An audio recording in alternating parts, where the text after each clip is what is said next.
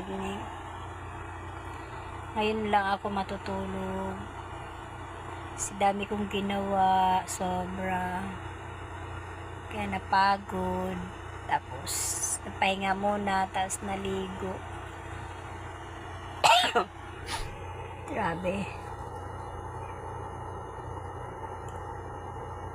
Parang sobrang, hindi ko maintindihan. Parang dami kong lalong ginagawa ngayon.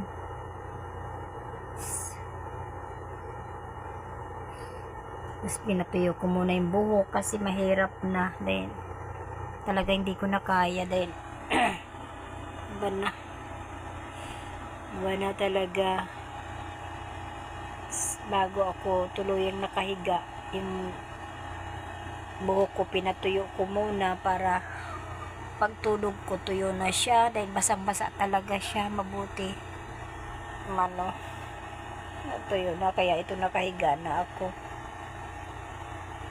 Tapos sabay binuksan ko yung aircon para lalo ako makatulog. Pakiramdam ko pagod ang katawan ko dahil sa ginawa ko.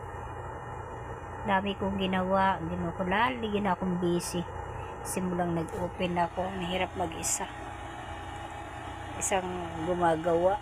Nagpapatulong na nga lang ako sa kapitbahay sa ginawa ko dahil excuse me, di ko kaya dahil sa bubong ba nilagyan ko siya ng para hindi gaano mainit yun sa kusina namin. Mabuti may upuan na mahaba kasi hindi ginuho ko, hindi namin abot.